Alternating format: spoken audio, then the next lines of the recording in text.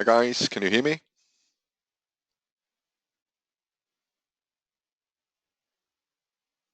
Nicola and Rafaela?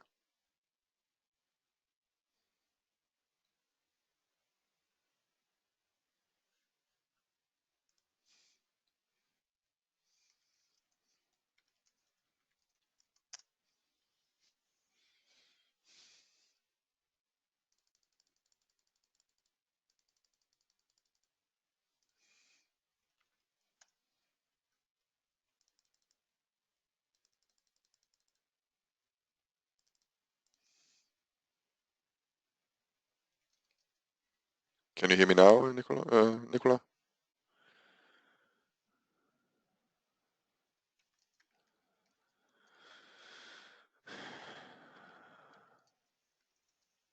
Can you hear me? Yeah, I hear you fine now. Can you hear me? Yeah, I hear you, Nicola. Oh, okay, thank you. Perfect. Great. So I see two of you, and are we missing one? Elena is connecting just now. Okay. And Stefano, I think, will arrive in a few minutes, so Okay, then I let's think wait. we can start. Okay, great. Perfect. I'm also recording this session, so I'm going to send that to you afterwards. Sorry for the late replies. I've been away. I've had some sick kids that I needed to attend to. So I replied a bit late. Sorry about that. No problem. Also, I was sick in these days. Oh, okay. Then no harm done then. No. Great. So what you're going to see today is introduction to how we start the logging processes inside AX in regards to assigning security rights. I'm going to go through the documentation with you so I know that we're on the same page. I'm also going to focus on the process today as well. I'm not sure that we're going to use the full amount of time, but I guess that's not an issue. But let's see about that later. So we're going to start with the PowerPoint here. We're going to walk through that, the agenda, and then we're gonna start the session. Okay, any questions before we start? Comments? Nope. Super. So the agenda for today is as written here. We're going to start with some questions from day one. 9 to 9:15 is not a hard stop, so it's just to put in a number of minutes to that point. And then we're going to be introduced to the framework and the help documentation. And by this, I mean, what do we normally focus on when we have a visit from an IT auditor? What questions do they normally ask and so forth? How can you answer them? And then we're going to start the training. And within the training, we will do it chronologically. So we're going to start logging from scratch. And we're going to talk about what is being logged along the way. And also here, we're going to focus on what the auditors focus on. So we're going to not only look at the AX elements, we're also going to look into the Active Directory elements, maybe only from the manual that I've written, that we've written here, but we are going to focus on it. And then we're going to take a break. I can see I didn't update the correct timing there.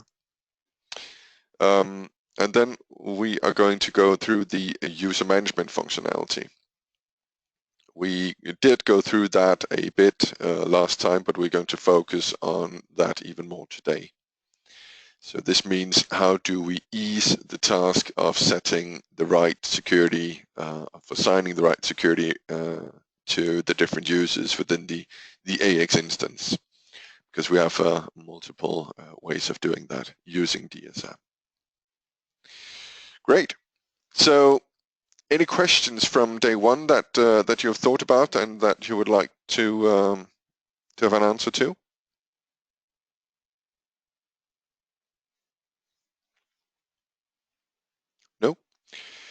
Okay, I've sent the link to the demo environment and so forth to you, Nicola. So I hope you'll be able to set that up so you can have your playground and work within that. Great. Then we are jumping directly into the session, and we're going to start with the manual and the documents that we have. So the biggest competitor to this session, or sorry, not to this session, but to this product, or the part of the product, the DSI part, is FastPath. FastPath is a tool which is located outside of AX. It can be used for both SAP and other ERP systems or other systems. And the way that it works is that you take a database dump and you import that into FastPath, and then you analyze that point in time. So what we have tried to do here is to state how is DSI or DSM different to that.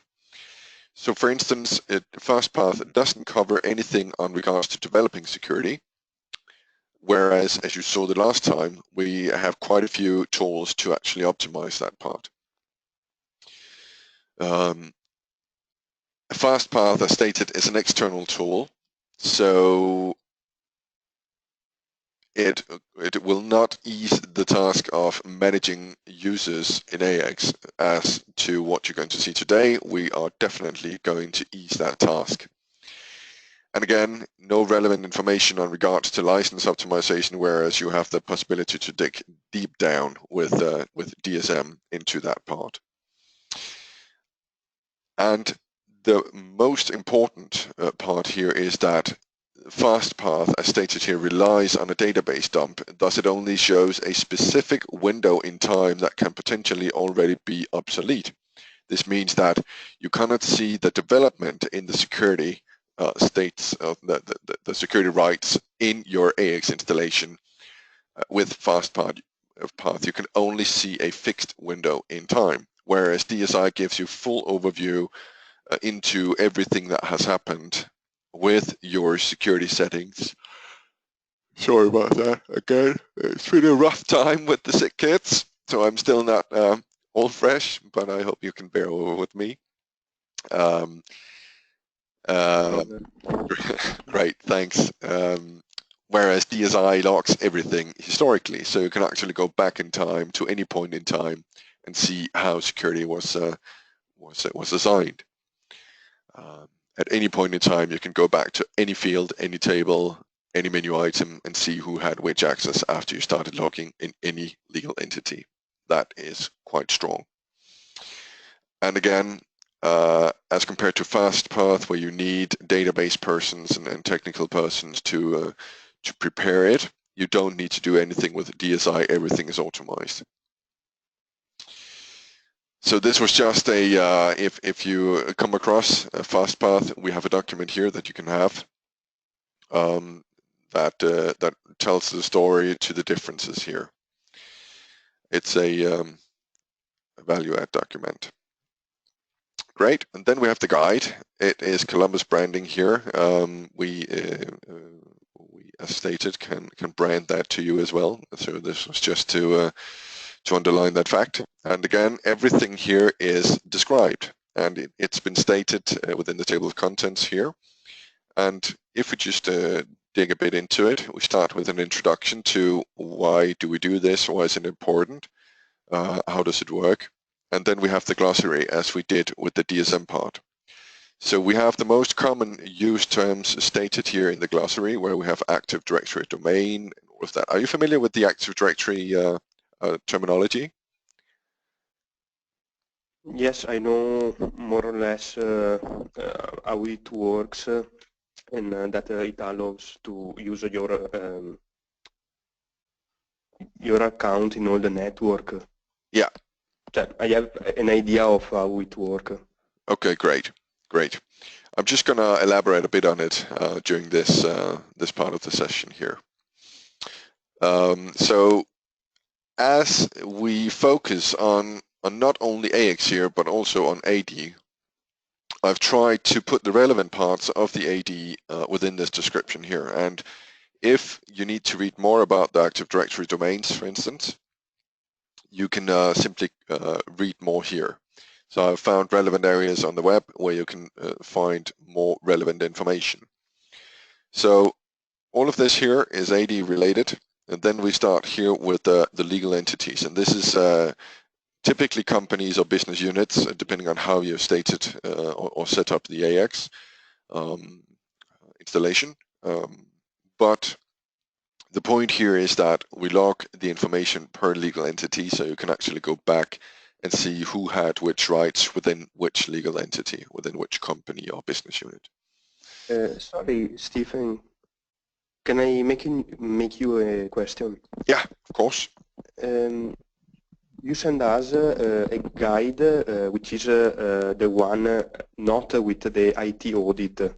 Yeah. Is it different from this one? Yes. Because I see that the glossary is slightly different. It's a complete other manual, and we have done that because we have seen that within companies, at least, and also partners, it can be different persons who attend the different classes. So by doing this, we make it easier to actually divide the functionality between DSM and DSI. So it is two separate manuals. So the two guides, sorry? It is two separate manuals, and you need both. The two guides are more or less equivalent? No, not at all. They are fully, okay. The only so we have only the other one. Yeah, the other one is for the security part, and you need that for the security part, for developing security rights and so forth. The only thing that is equivalent is the user management part, which is part of both. So if we jump to the table of contents here, you can see that we have user management as a point 4 here, and you can find that within the, let me find it here.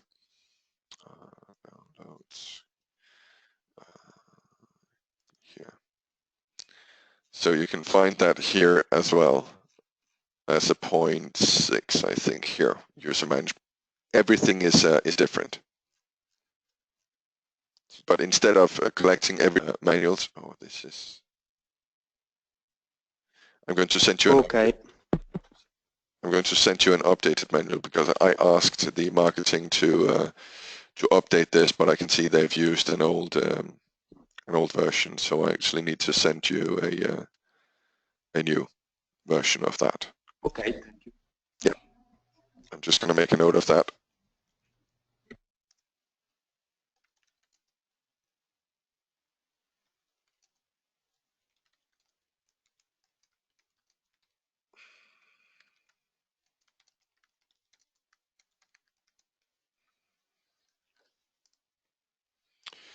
Great. So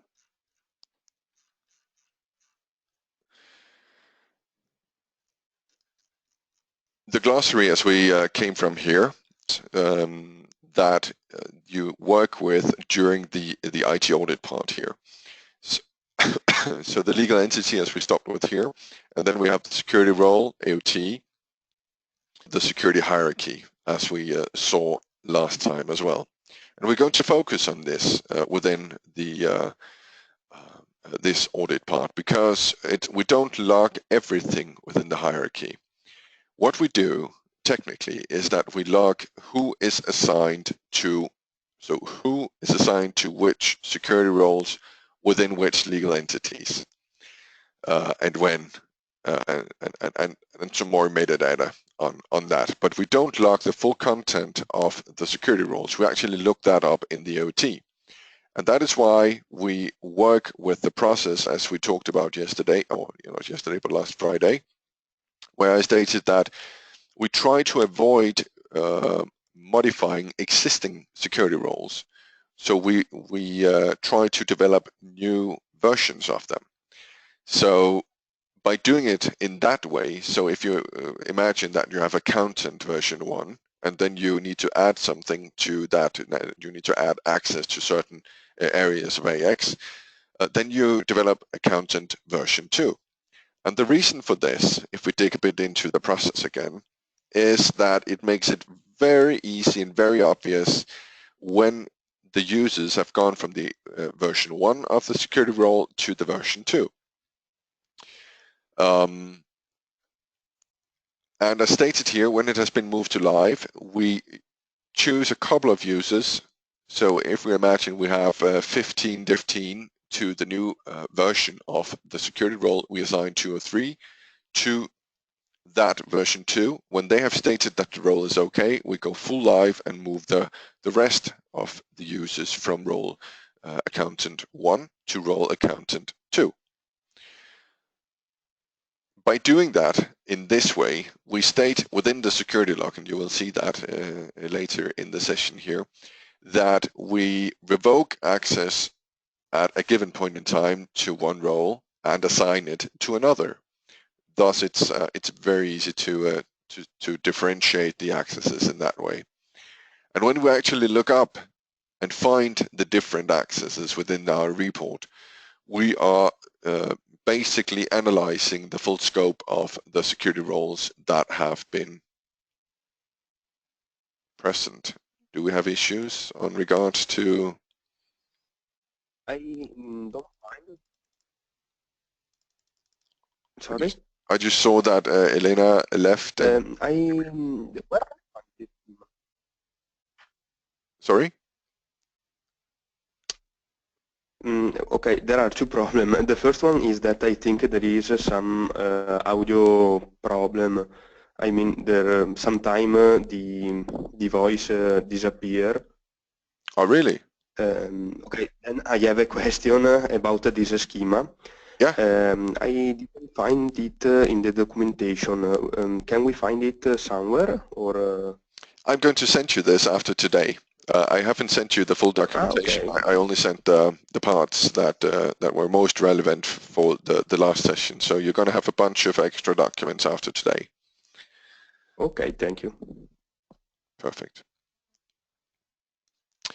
Great. So when the auditors come, we also show them this process here. And of course, when you install this at a customer, you need to walk through the process with the customer and modify it accordingly so it fits the customer's process.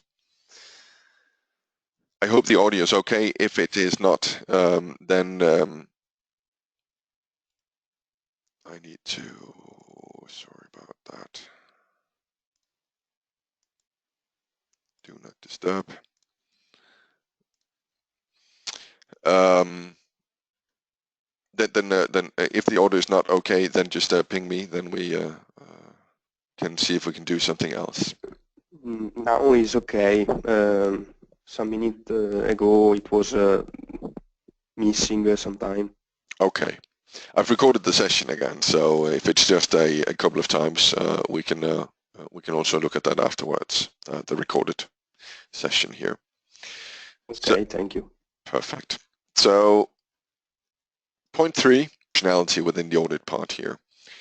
And as you can see here, we have stated it in this way as navigate to this specific areas, and then we have chronologically stated what you need to do when you actually start this.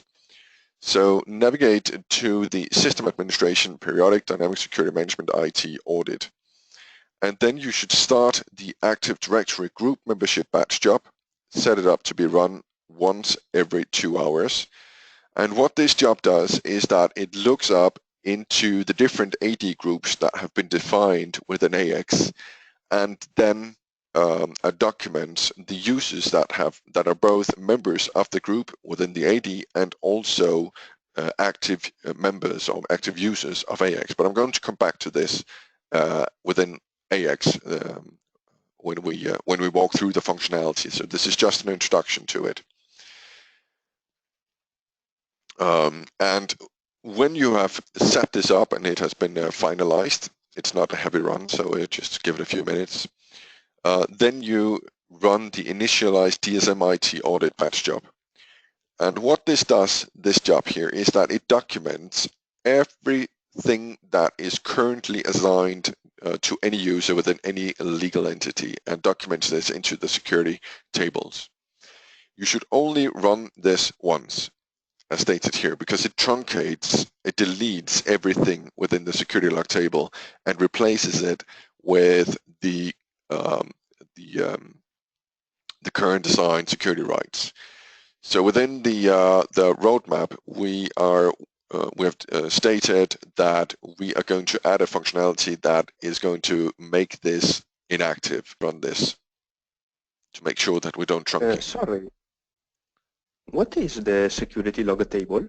I'm going to come back to that. I don't think to know it. No, we haven't talked about that, but this is where we store all roles that have been assigned to users.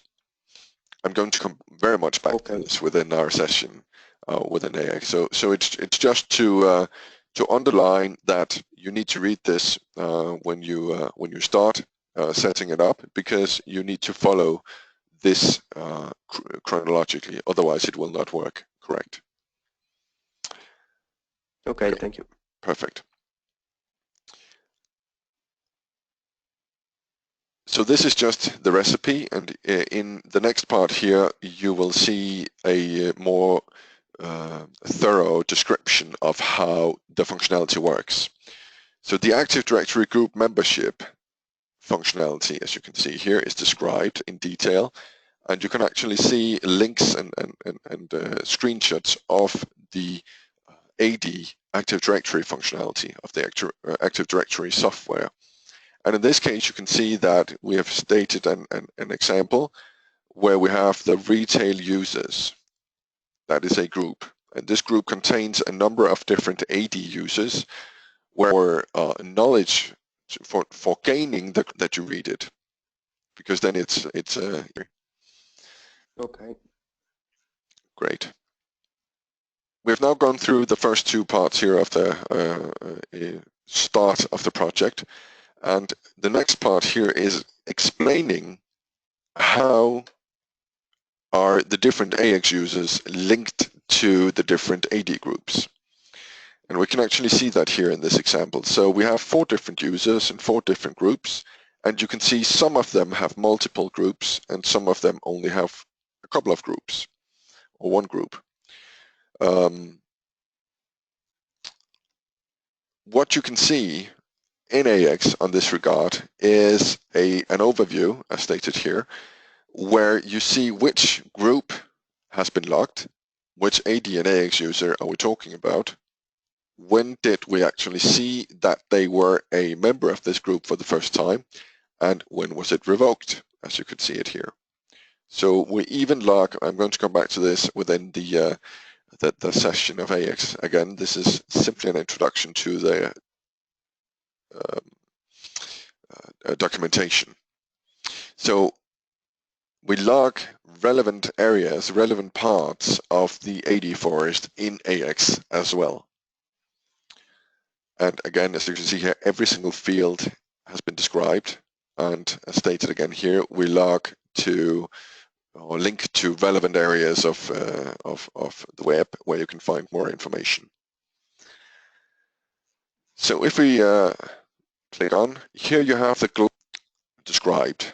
And as you can see here, we have a number of different areas that we cover, that we log, and everything is basically relevant at some point in time when you have the auditors visiting. But again, I'm coming back to that. So as you saw before, we have stated the link between the Active Directory users and Active Directory groups. And the next one here, we have extended it a bit, so you can see the Active Directory users created an AX and Active Directory groups created an AX. So in this case, we have user 1 that has system user, which is inherited from an AD group. And again, this is just introduction. I'm going to elaborate it more when we see it in AX. And then we have the retail catalog manager, which is inherited, which is an AX security role. And this is inherited through the group 1, AD group 1. The next one is as well. And then we have one which is directly assigned to the user. So this is a mixed environment, so to speak, where you both assign roles specifically to specific users, or you do it in a bulk manner, so to speak, where you assign it to a group and then AX inherits it to all the active AX users that are member of the AD group. This can sound a bit cryptic if you haven't heard it before, but I'm going to come back to it again in the walkthrough of AX. But the point here is that you have the example. So you can use this when you explain it to your customers, how this actually works. That's why I focus so much on the documentation here, because this is something that the customers need to be aware of, and you need to be aware of it as well, because the auditors are going to ask at some point. Everything again, field by field, is documented, so you have the possibility to dig deep down. What you saw on top here was the global security log. This is also available as a user security log as well as a role security log. It's the same table, but in this case we just have the possibility to open it either from a specific user, so you see everything that's happened on a specific user, or everything that's happened on a specific role, depending on where you are in AX. And again, we state here how to load the license file. This is also stated in the installation document that I've sent to you, Nicola. This is just to make sure that it's clear where to do it. And when you import... Yes, I have still to try the installation of the model. When we need this license, we have always to ask you to obtain it. Yeah, you can simply send me an email and then you'll have it if okay. if as soon as I read it, because it's not a long process to actually get it. It only takes me a couple of minutes to create the license. Okay, thank you. And as we talked about not yesterday, but the Friday before this, there are two different license files for the DSM model. The one that covers the audit area is called DSM IT audit hyphen as a prefix, and not just DSM. And you need to import the correct one accordingly. You can see if it's been imported correctly here. So if the status is okay on the partner feature sets on the Dynamic Security Management IT audit, everything is good.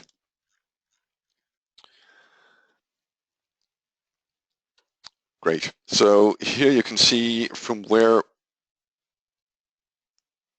in AX the different parts, or the different I need to find a power cord, sorry about that. I'm gonna run 2 minutes.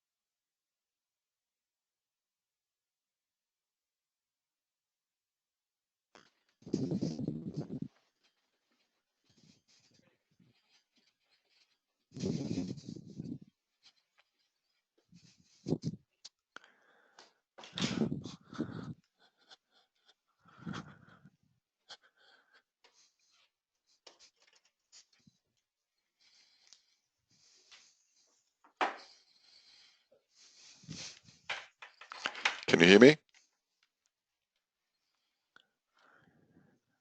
Yes. Perfect. I now have power, so I don't get interrupted again. Okay, perfect. Great. Thanks for the patience. So where DSI security logging is accessible from, and you can actually see that documented with links and screenshots here. So it's just a way to see that, and you can see we have multiple places where it's accessible. Assign users to roles. Within this form, you can actually see both the role security log as well as the user security log. Great. So AD group membership information, it's just a lookup into into the AD to relevant areas of what you're looking at here. In this case, it's a user, Active Directory user, as stated here. And then when you press the button, we're looking directly into the AD and stating which AD groups this user is a member of. To get the full list, this respects the AD rights of the current user within the system. So if I've logged into the system and I don't have access to look up into the AD, this will not show anything. So it's not going to override what you have already been assigned access to the AD to view this functionality. So we don't expose you in any way here. We only show what you are able to see within the AD here as well. So if we're talking about a group, we're not showing all the groups that have been assigned. That would not make sense, but instead we show you all the users, all of the AD users that are a member of this given group. And again, all the way down here, we explain all of the different functionality, which we're going to run through. This is the same as in the manual I sent you last time as well. So, any questions or comments to the documentation here? No. Great. Great. We're going to jump directly into it. Just a question. Yeah. You said that we can have a branded copy of this documentation, right? Yeah. So we just have to send our logo to you. Yes. And then you can send it to me, and then I'm going to have it. But I can also supply you with the Word documents, so you can rebrand it yourself. That's up to you. Okay. The only thing is that legally you can't send the Word document to others. So you can rebrand it to a PDF, which you can give to your customers. Okay? Okay. Perfect. So the IT audit part here consists of a number of different elements, as stated during the walkthrough of the documentation. And everything here is stated, if it's found specifically on the main menu, as Dynamic Security Management IT Audit. You can see it both under the inquiries here, under the periodic, as well as within the setup. Within the setup part, there are only two specific areas. The first thing that you need to do when you've installed it is to import the license. So in this case, you simply click on Load License File, point at the specific file that you've been given. That's prefixed DSM IT Audit hyphen, and then import it. And then afterwards, you can see that within the licensing area here on the partner feature sets, and then you can see whether or not it's been imported correctly. So afterwards, the first thing that you're going to do is that you are going to run the Active Directory group membership. And what this does is that it opens the, keeps logging off and logging in here, opens the user tables and see which groups have been created in AX. In this case, we have 3 specific groups Active Directory groups that have been created in AX.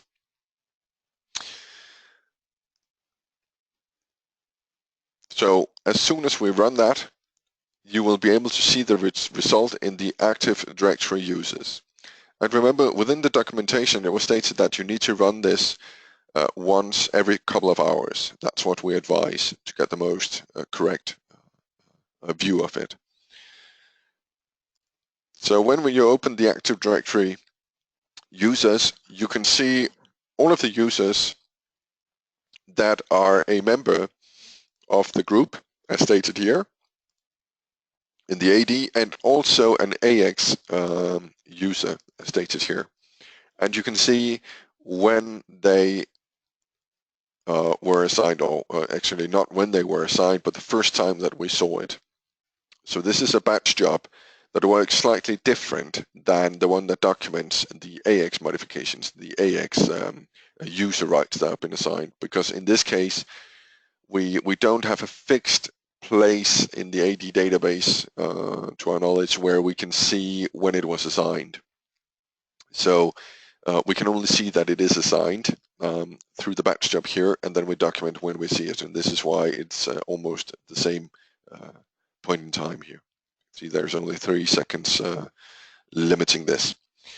And then remove date and time is also the point in time where the batch job saw that the user was not a part of the AD group anymore. So a very, very simple table here, which you cannot modify in any way. You can't delete records or anything from the front end here, or add for that sense. But it shows you very clearly on regards to the groups that have been created in the users form here, who is relevant to log. So we don't log all of the different AD users that are a member of the group. We only log them if they also are a member or a user of AX. Does it make sense?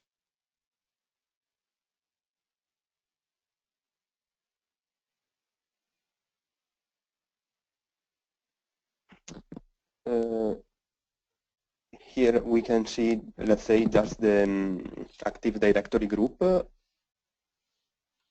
The Active user. Yeah, the Active Directory group, as well as the AD user, linked to the active AX user. But that ID is the Active Directory ID? That's correct, yeah. I have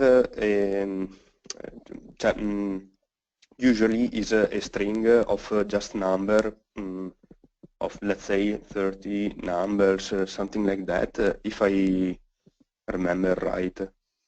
Yeah. Then it's just going to be that. It's just because here I see just the 3 letters. Yeah, but that's because in this case, if we open here and we open the JRH, I think. No, it was not the JRH. Which one was it? Let's just be very FVP. I have FVP here. So FVP, you can see alias, okay. It's an alias. Yeah. Used in the AD as well. So if I look FVP up in the DK columbusit.com forest, then I would find FVP. So that's why. If it's documented as in this way, I was playing around with this yesterday.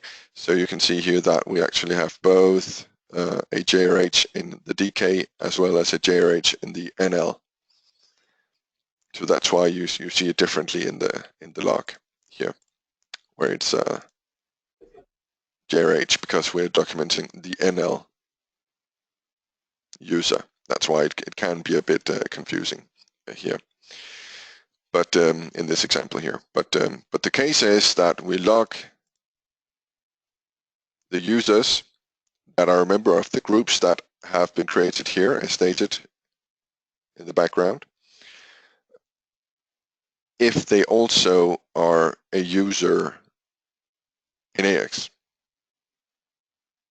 if they are not found to be a user in AX, but only found to be a part of the AD group, we don't lock them here. We only lock them if they are active in both the AD and AX. Great. Okay. I can see Rafaela is keeping on leaving us and then getting in. Maybe there's an issue, but again, we have the recording, so it should be fairly easy to see that afterwards. So when this has been started, you run the DSM initialize IT audit, and you simply press OK here. You don't do anything else. And as soon as you do that, we will populate information into the security log table. And in here, if we state that we are going to have it in this way, sorted, we can see everything as it was at the first time we actually carried out this batch run. And as you can see, we have a number of different things being logged down here.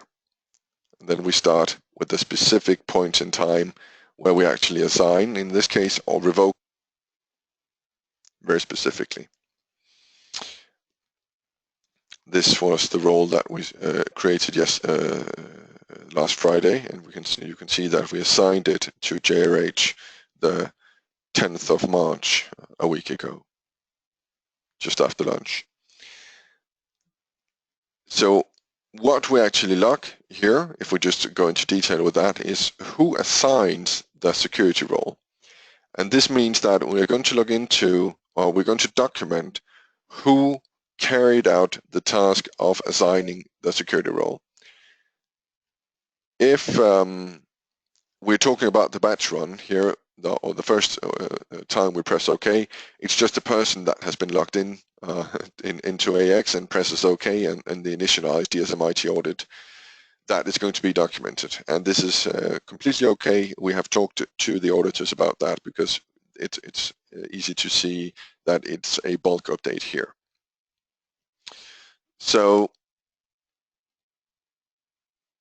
we document who did it, how was it carried out, and as stated previously, there is both manual and automized way of doing this. If we minimize this again, we'll do it like this. We can open the users, and then we can open a given user, and then we can click Assign Roles, click on Accountant version 2, and click OK.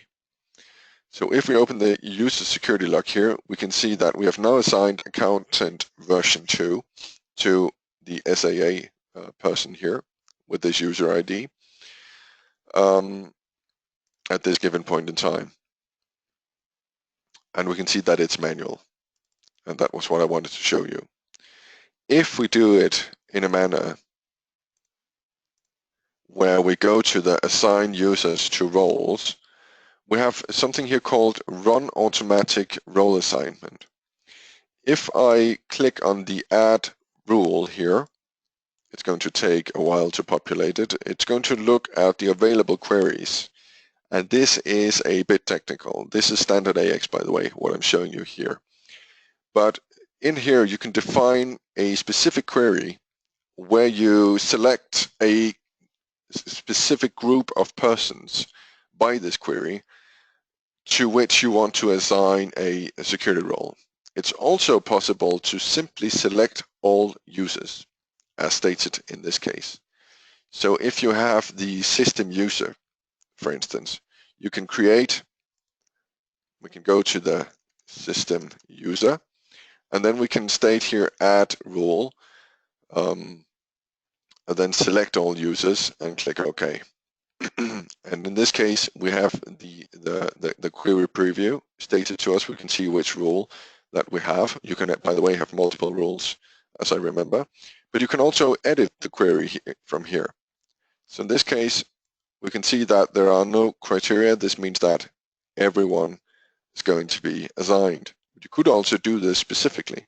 So you could state everyone who is named something with RE. That was not that many. Everyone that starts with as in this case, then it's everyone that has been automatically created by the system will be assigned this specific role. And then you can see the modification or the modified rule in the query preview here. This is a bit technical, and if you normally work with this, you won't find it technical, but a normal functional person from a functional perspective would find this sentence quite technical. When you've done this, you simply run automatic role assignment on the selected role. And you can see it got automatically populated. And in this case, you can see that we automatically assigned the system user role to this SAA person as we worked on before at this point in time, and we did it automatically. So again, this can be important to the auditor because we actually state here in which manner the security role was assigned. Does it make sense? Yes. Perfect. So we're going to jump back to the security log overview here. We can filter by selection. So in this global view, we see everything that's happened within the AX instance. And we can, of course, filter in any way we want. In this case, I just filter so easily.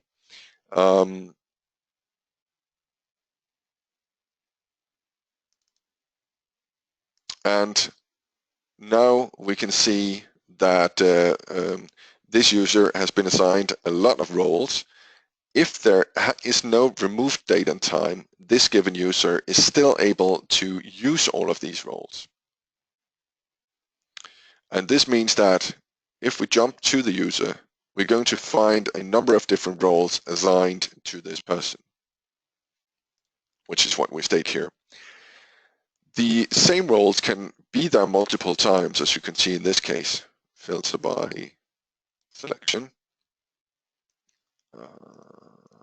SAA. We can see that SAA is actually assigned the accountant version 2 role 3 times, as it seems, but it's within 3 different legal entities. So it's very important to state to the auditors that you not only have access to a specific security role, it's very important to which legal entity you have access to.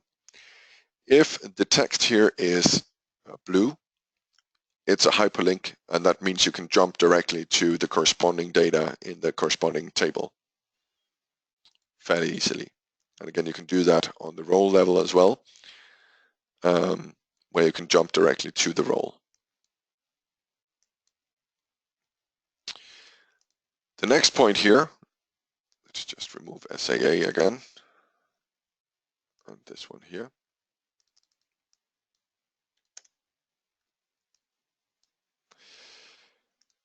Means and shows you whether or not this has been specifically assigned to a user. So if we're talking about SAA again here, no, let's find one here.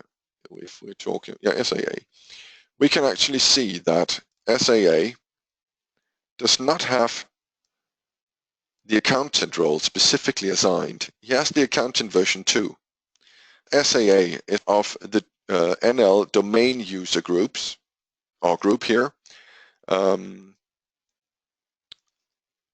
this domain users in the NL has been assigned the accountant role. That means that SAA is automatically inheriting this role. And you can't see that from anywhere in AX as a standard. So if we open SAA here, you cannot see from anywhere here that SAA is able to access accountant version 1 as well. But if we open the domain users here, we can see that this domain user group has been assigned this role. And if we click AD group membership, and I have the correct rights, I will be able to see which AD users are a member of this specific group. And in this case, as it is a domain user, there are quite a few. So as opposed to the table that we saw before, if we just jump to it again, the Active Directory users, where we only log who is both a member of the group that's been created and an AX user, this log shows you every single AD user within the AD group. So you can actually look it up there.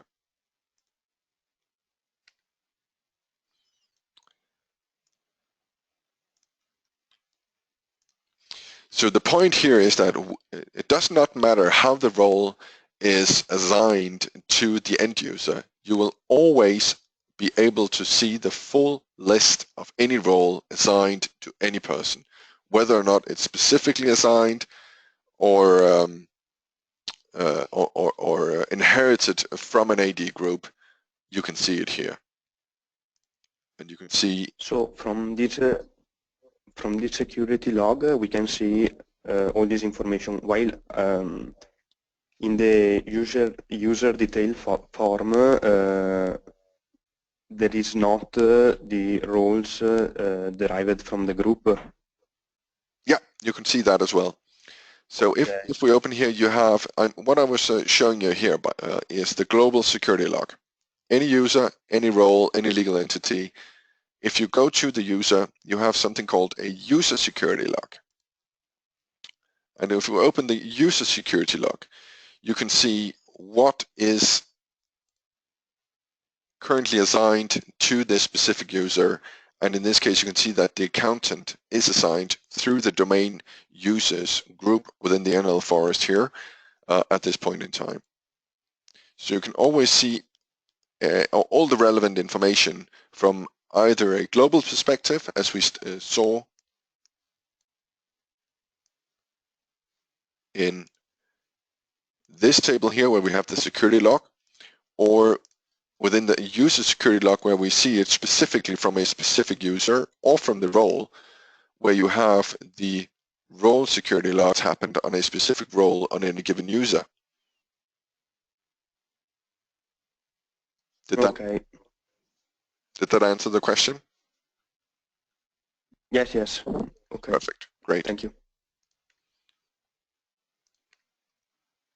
Selling point when you talk to customers, because this is nowhere to be found in AX, and you need to use a lot of manual time to actually figure this one out on regards to inherited security roles from AD groups.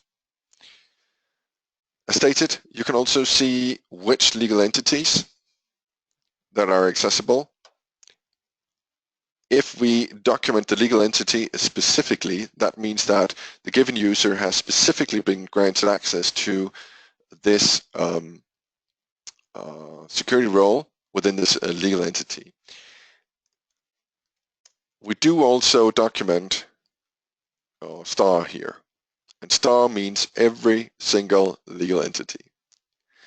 And you can't actually just search for a star like that, but if you put apotheoses, I think it's called, surrounding it, you can actually search for a star in this way here as well. Just a tip.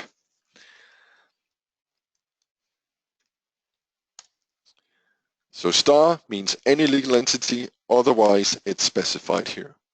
We don't show the legal entities that the users can access here in this list. Assigned date, either as talked about, that ran the batch drop, otherwise the specific point in time when the security role. You can see that here, that we did it in this way here.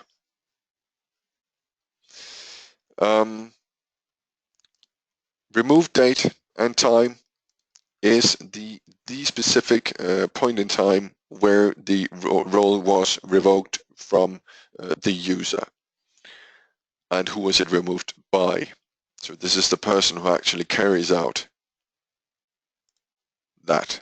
Sorry, if I reassign a specific role to a user Yeah. after that I have disabled it, I see two lines in this log table, or the previous line will be overwritten.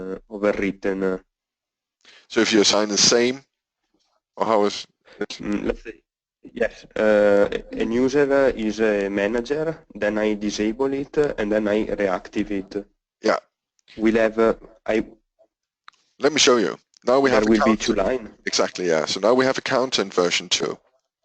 And we can imagine that this is the 1st of March, and the 3rd of March it's revoked again by SVO. And then you go in here and assign roles again, accountant version 2, and click OK. And if you go into the security lock, you will actually see a new line here that from 10:00:09 a.m. I had access again. And if you do it in this manner, where you go in here and we just minimize, remove,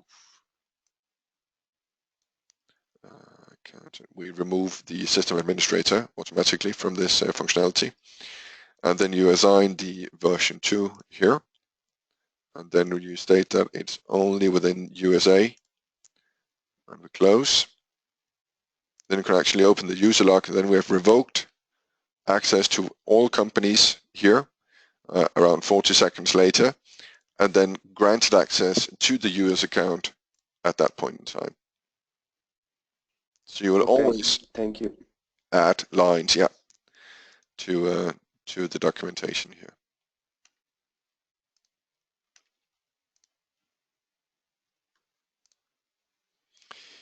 And the point is, everything happens automatically. So this replaces a number of manual processes that your customers are going to have, because they are required to document who grants what and so forth. A lot of customers don't actually do it because it's quite a heavy task. But if they do it, and also if they don't, it's going to be automized fully by DSM. So this was the security lock, and as we saw, it's also available from, for instance, the security roles, where you have the role security lock here, as well as from the users, where you had the user security lock.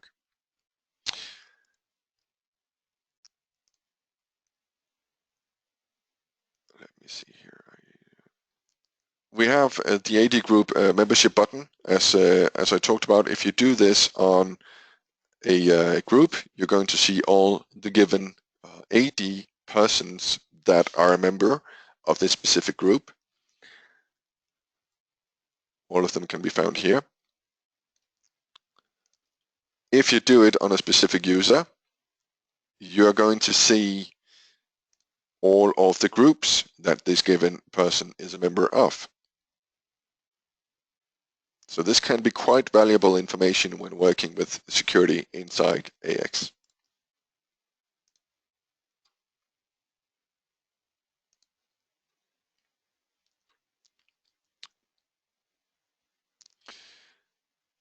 So just to sum up, we've gone through the Active Directory group membership, which is a batch one that you need to run once every couple of hours, or once every hour, depending on how you want to set it up, at least once a day. And that's the absolute minimum. When this has been set up, you run the initialized DSM IT audit once. That populates the information into the security log table. As soon as you modify access in any way to a specific either user or group, everything is documented automatically into the security log table. This includes, as we saw, if you revoke access to a specific legal entity, it goes both ways, by the way. So even if you use standard functionality to do this, we still log it in the user security log table. So it does not matter how you modify the access. We are going to see it, and we're going to document it automatically, 100% certain.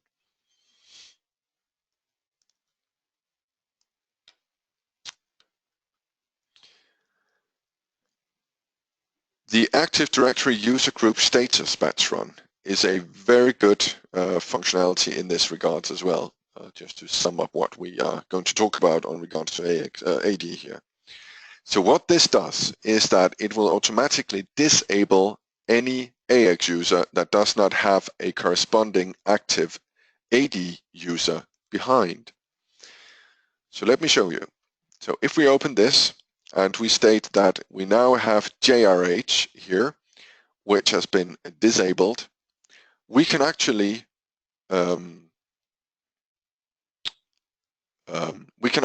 automatically revoke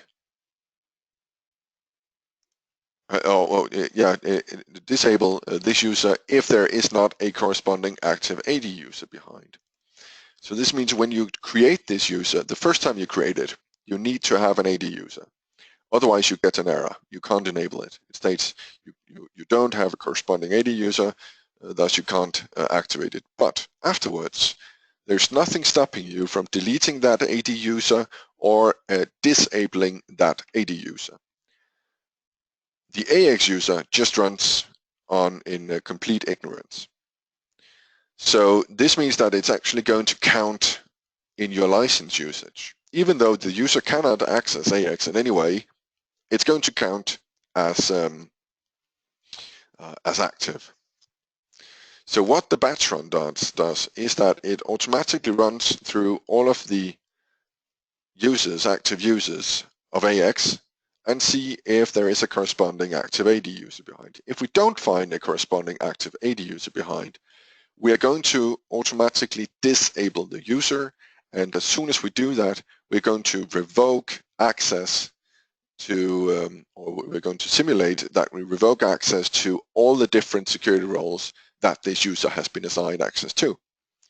We don't actually remove them from the user, but within the security lock, we're going to state that the user does not have access to it anymore. And the reason for doing it in this way is that we want to keep the security lock as simple as possible. And we've talked to the auditors about this, and they have stated that it's completely okay to do it in this manner, even though the role is actually assigned to the user. If the user is not enabled, the user cannot use the security role. Thus, the end result is the same. The user does not have access to this security role. So if we disable this on, for instance, the SAA user, as in this case, we would go into the user security log and disable access to, or state a removed date and time and removed by batch, by the way, at the point when the batch run removed it, even though it's still found here on the user. Does it make sense?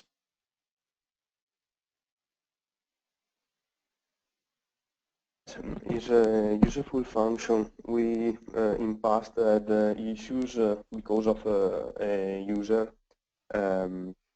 which was deleted by the system, and the license report had a problem because of this. So I think that this functionality would automatically disable that user and Yes. report that. Okay. Exactly. So very useful. It's very useful, and it's something that's going to be extended in the future, so that you can also, for instance, automatically disable users of AX that have not logged in the past, for instance, 3 months. Thus, it can be expensive to pay for a person that that does not use AX more often, for instance. Yes, we use something like a couple of hours to find which user was, so if it is done automatically, it's better. It saves a lot of time to do it automatically, yeah, exactly. So, we have now documented anything. We have seen a number of different ways to add elements to the security log, but we haven't really used it for anything. So if we open the reports here, open security, we have something called dynamic security management IT audit again, and then security audit. And this report is the one that actually carries out the more granular approach, where you can go all the way down to specific menu items or specific fields. So if we but if we think back to the last session, we were talking about a couple of different types of recordings. The first recording that we talked about was the recording that contained the information on all of the menu items that we want to grant access to. The second one here is the table security recording, where we collect information on specific menu items, not menu items, but specific fields or tables. And we can use both in the report here. So if we start with a more granular approach here, where we state that we want to start a new recording, we just call it reply IT2. And we open basically any field here. But if we go to we can use the fields that we used last time: accounts receivable, customers, all customers. Then we navigate to a specific user. We haven't logged anything yet. We need to do a specific task here, credit and collections. So if we want to see who has access to this specific field, we can click OK. Who has access to this specific field, we can click OK. And so forth, all the way through F12. And you can do it also here on the customer group, for instance, F12. And you simply iterate through all of the fields that you want to look into. It could also be bank accounts.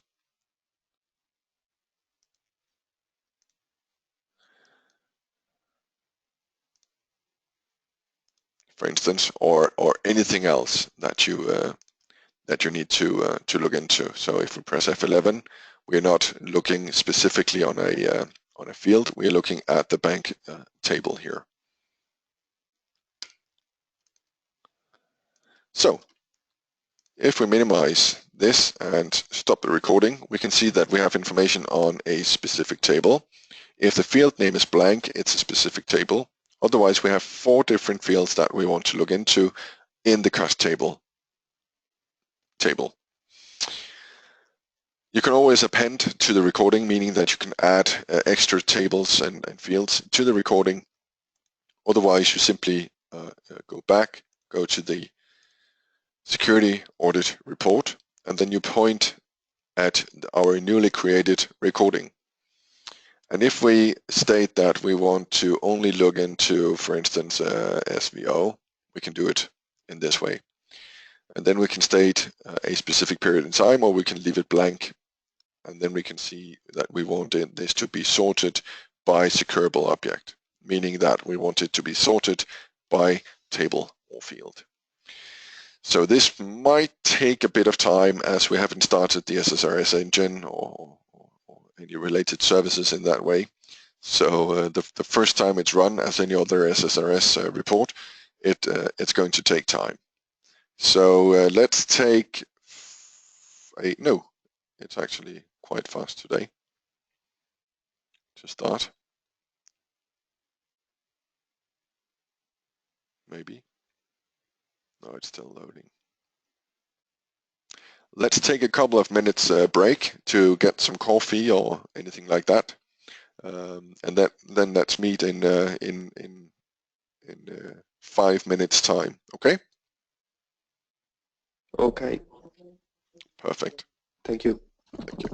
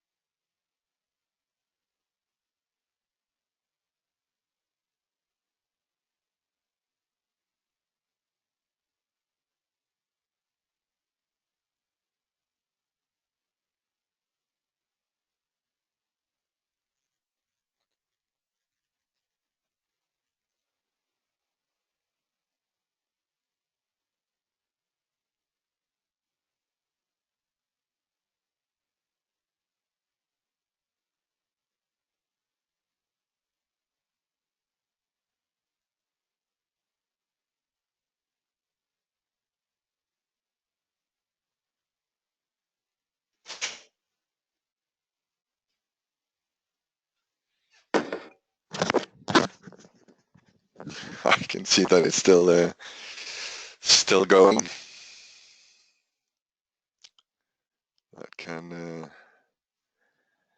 That can take a while the first time it's run, as stated, but it's the same as any other report.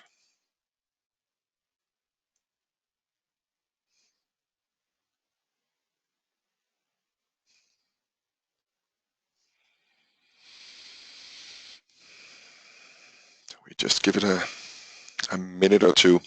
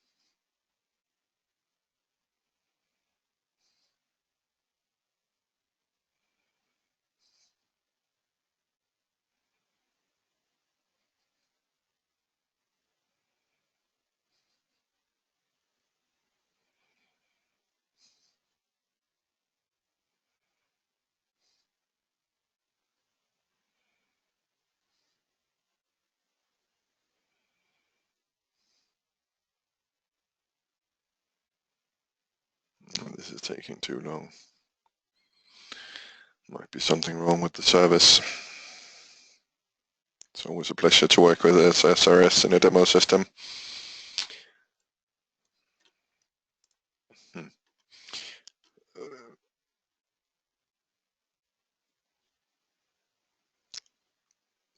We're going to focus some more on this when it's up and running, but we're just going to run it in the background to see if it comes up at some point.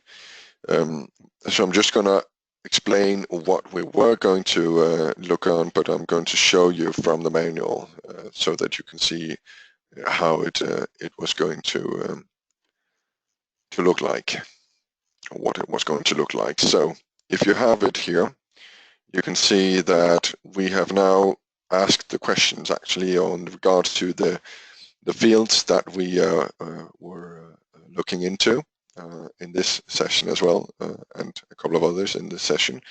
But then you can see what kind of access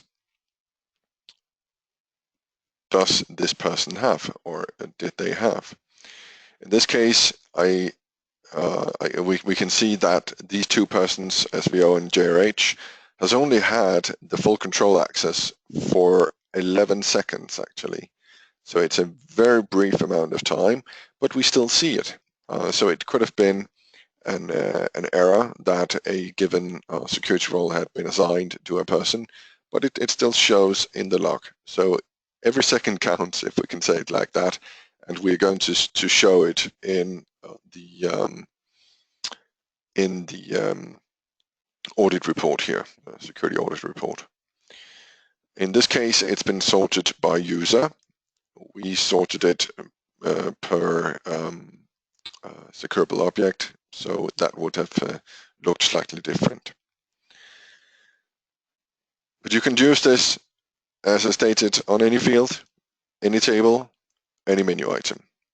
And then depending on how many users and how many objects you look into, you get a correspondingly longer report.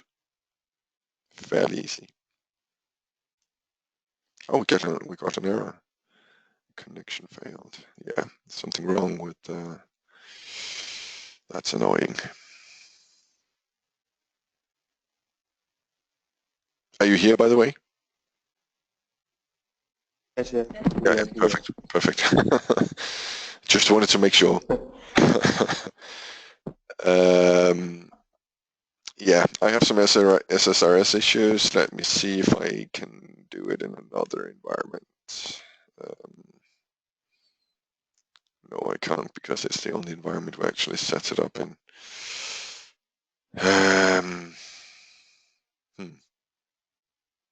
Okay, I'll see if I can make this work. Otherwise, yeah, we can look into it at a customer maybe, but I don't know if that's okay legally. So we're going to focus, while I think about that, we're going to focus on the user management tools that we have available to us. And as stated, we have a number of different tools available to actually ease the task of defining security rights. So let's imagine that SAA is a new person. So we remove, and remove.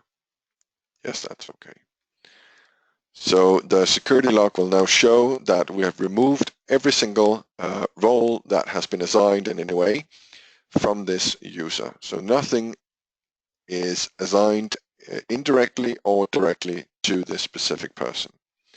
So if you want to very fast set up this, you can actually choose a person, TJ or SVO for instance, and say, I want this SAA to have the same access as SVO, the same security roles and the same assigned legal entities. And then you click OK. And then this is populated onto this specific person here. So you can see a number of different roles have been assigned now. If we open the user security log, you can actually see now that we have access to a lot of different roles within very specific legal entities. It was manually assigned by me to this user and so forth. Very easily and very fast. So if you have a user or even a template user that you have created or the company has created, for instance, a template purchase person, you can very easily define this in this manner. Any questions or comments to this? No. Great. Let's remove.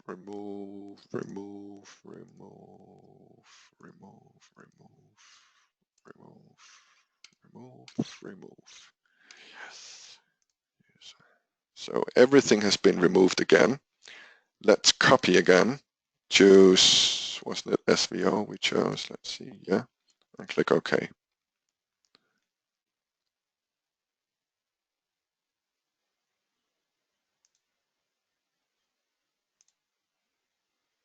So you can see we have a more simple setting because we have only populated or assigned all of the different roles within any legal entity. So we did not look at what SVO had access to on regards to legal entities.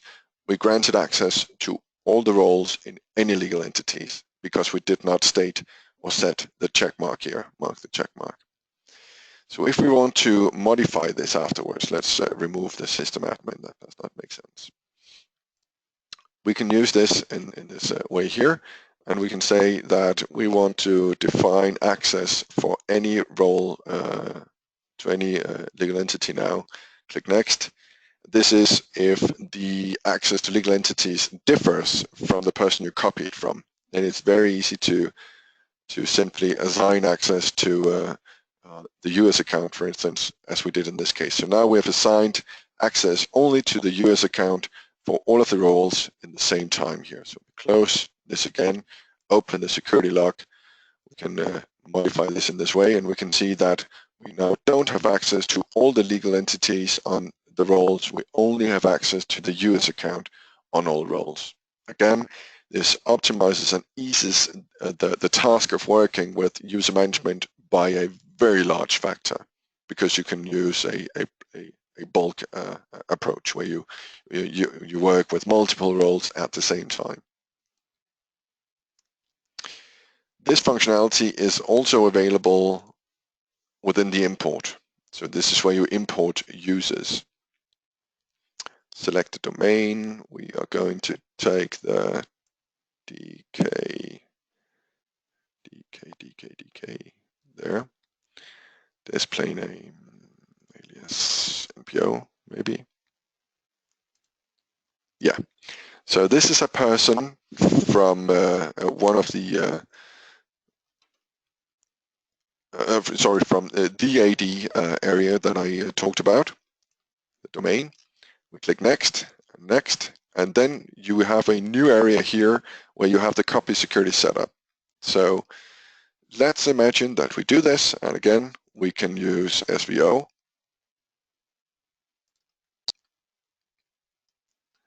And then you can see we automatically populate all of the roles from SVO to this person. And if you select copy assigned organizations, it's going to be with that same access as before. So now it's going to create Nikolai as a user, and we're going to automatically populate the user security lock. And you can see here, we've even stated that this person is a member of these two groups. Thus, he or she here, Nikolai, inherits two security roles. Can you see the use of this? Do you follow me? Yes, it's clear. Perfect. Great.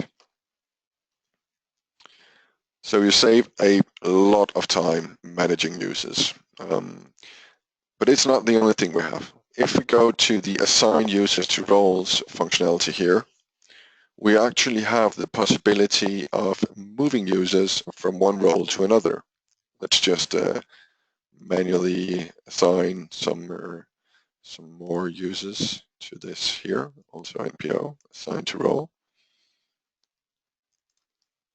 So if we then state that we have all of these users that have been assigned to the accountant version 1, we now have the case where we have, if we go back to the process here, where we've gone live with version 2 of the accountant. So we are now choosing some persons to test the new security role in live. So what we do is that we simply select the users that we want to test this in live, and we click on the Move Users button.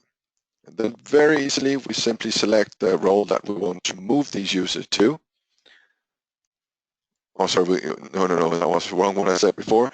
You click on the role that you want to move users from, click on the role that you want to move users to, and in here you select which ones of the users assigned to the role you selected here that you want to move to the role you selected here. If you select the copy assigned organizations, that means that whatever access NPO and JRH has to legal entities on the accountant role, the accountant version 1 here, are going to be copied to accountant version 2. So if we click OK, you're going to see that we move them from the accountant role here to accountant version 2. And in that process, we documented that the accountant access was revoked, because the specific access, we can see we still actually inherit access to the accountant role. And in that process, we granted access to 3 legal entities on accountant version 2.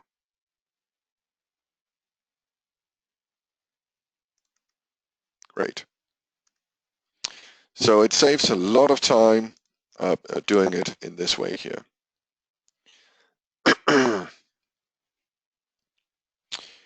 The next thing I'm going to show you is a way to create a setup where you have some persons that are away and some persons that need to attend to their tasks in AX while they are away. So it's a way to define a stand-in, a temporary person, or not a temporary person, but a temporary position that you can create here. So in this case, we state who is away, in this case FVP, who's going to stand in, from which date, to which date, and again, as we saw before, is it with the same access to legal entities as FVP has that we're going to populate to SVO.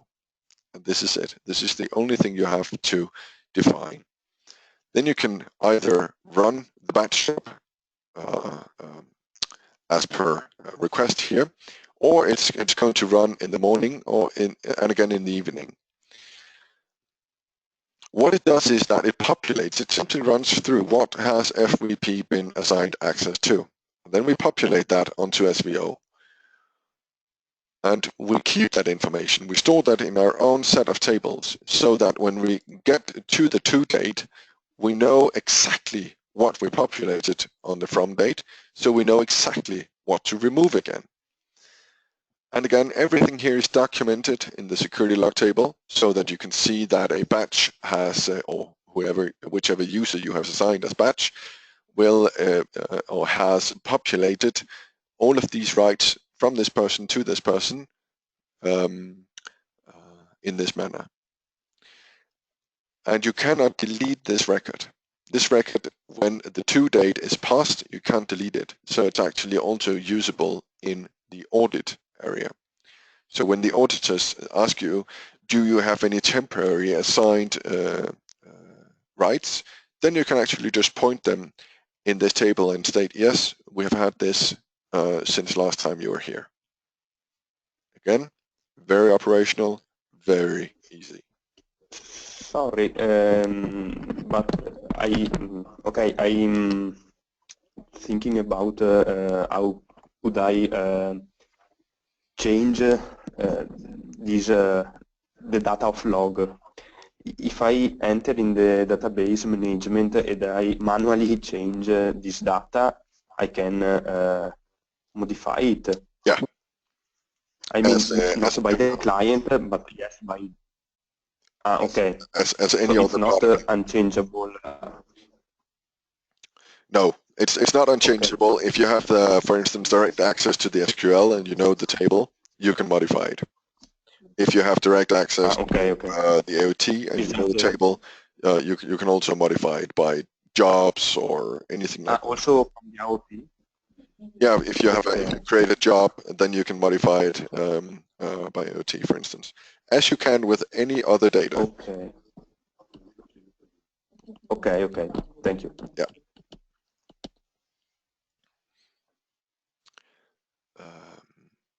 Yeah.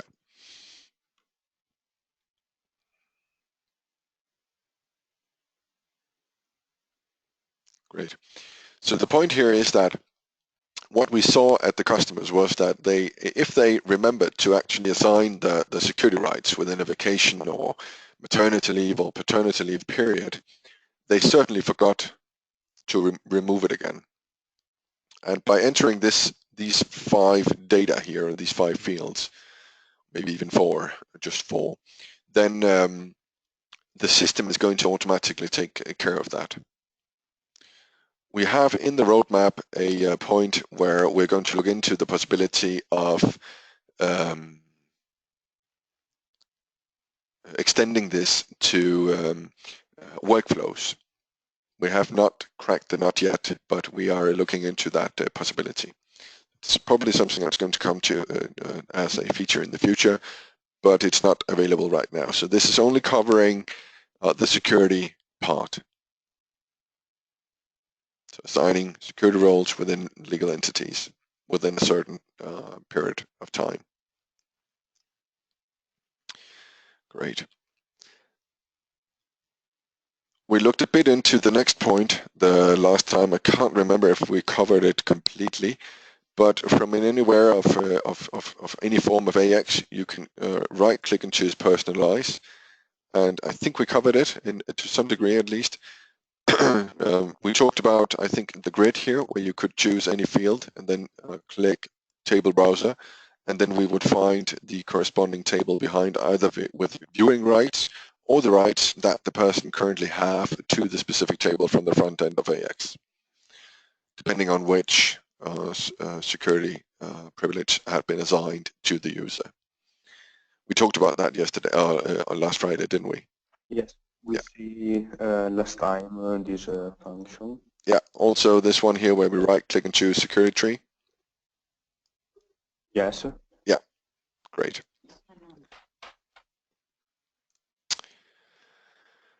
Great. Sorry, about these 2 functions. there are, if I remember correctly, two privilege. Yeah, there is. And we have to add this privilege to the roles, right? Yes, correct. Okay. The privileges are found here. Oh, that's the wrong approach. If you open the security privileges directly, you need to go through the process cycles, which is terrible. If you open it here and you click add, you can actually choose what you want to do, not just looking at it from a process cycle, but also in this way here, which makes it much easier to search. It's just a tip, trick, type duty. I don't know, type duty, and it states both duty and privilege. Should not put that much effort into thinking about that. Table, browser, there is one standard, and then we have one or two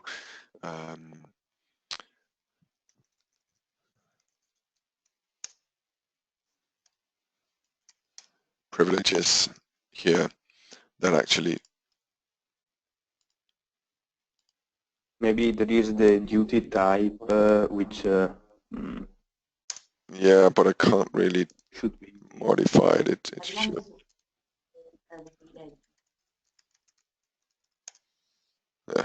Yeah, really weird. But this is standard. We haven't modified this in any way. So I just stated privilege, and then you can see it here. So these two derive from the DSM functionality. And this opens it with view. This is the one that you should use 99.999% of the time. And this one opens it with the user's access rights. So if I have delete rights to a table, so I could, for instance, delete a customer within the customer form. If I open the corresponding table behind, I would then be able to delete a record in that table as well, if I get this privilege. But as the privilege, as the functionality from the front end makes sure that we delete the full hierarchy, the full data hierarchy, if you go to the table and just delete it in there, you can really mess it up. So it's a method of absolutely last resort. So viewing rights is absolutely great. Can't destroy anything in there. This is last resort. okay. Super. I'm really annoyed that I can't open the report.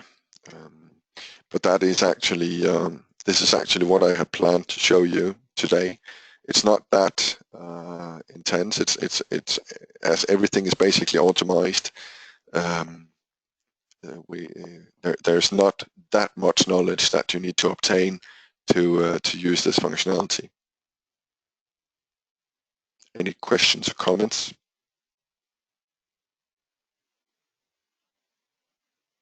No, it's quite clear. I think yes, I have just to try it to make a better idea of it, but I think it's clear. Great. Perfect. But sorry that I can't show you the audit report. The SSR service is broken, so that makes up for the next 45 minutes actually, where I would have shown you a number of different ways to utilize it. But we need to have some kind of developer help me get the SSRS running again. This report is the one that we see in the guide just after the break. Just after the what? So what kind of information does it contain? Maybe I lost some part of the explanation of this report. Okay, you can actually see it here. So it's been fully described in the manual in the security audit, IT audit report 3.9, which I'm going to send you. And what you have the possibility to do is to either look for certain menu items. So you create a recording as we did I keep on saying yesterday, but last Friday. And you point at certain menu items, buttons, forms, whatever, reports that you want to know who has what access to. And then you use that XML file as a starting point here, or you create a recording as we did right now, where you point at certain tables and fields that you want to dig into on regards to who has what access. And then you simply state, if you leave this blank, then it's all users that you're looking into, or you could state, as we did, one user or multiple users and simply look into their access. You state which period. Obviously, you can't go before you started logging, so at any point in time after you started logging to basically any point in time. And then we're going to show you either sorted by user, I can show you the number of different orders that you have here. Options, sort order. So if you sort by user, it's going to look like this, where we have the sorting by user. If we sort by secureable object, it's going to be sorted either by menu item, field, or table. By date, then we're going to show you chronologically in not sorted by user or menu item, field, or table, but chronologically sorted what has been happening throughout your AX within the period that you're looking into, chronologically sorted, or by legal entity. So you can basically choose whatever way you want to see this, or whatever way the auditor wants to see this, and get it shown as wished very easily. Okay, but so we don't have just the security role log, but also, let's say, a privilege log? I mean, because otherwise it would be based on the actual configuration of a role. Yes, and that's why if this has been cleared with the auditors, this is okay to do it in this way. So if you use version control, you would have the different versions that you can go back to, the OT versions that you could go back to. But it is okay to do it in this way. This is the best way to do it performance-wise. Otherwise, we would have to create a massive table that we should update all the time, and that would severely okay. So it assumes that we have a versioning of roles. Yes. And as stated, it has been cleared with the auditors, and it is okay to do it in that way. Okay, thank you. Great. Any other questions? For me, it's everything clear. Great. Then I will send you some email when I have to install it. But yeah, that is absolutely okay. And when you play around with the report, you can send me any email that you want, and then I will answer it as soon as possible. So what I'm going to do right now is to make sure that we have the updated manuals rebranded. The marketing persons took the wrong versions, I could see that. And then I will upload the video to YouTube. I had some issues with that last time. I hope it goes easier. And then I'm going to send you everything in an email, hopefully later today.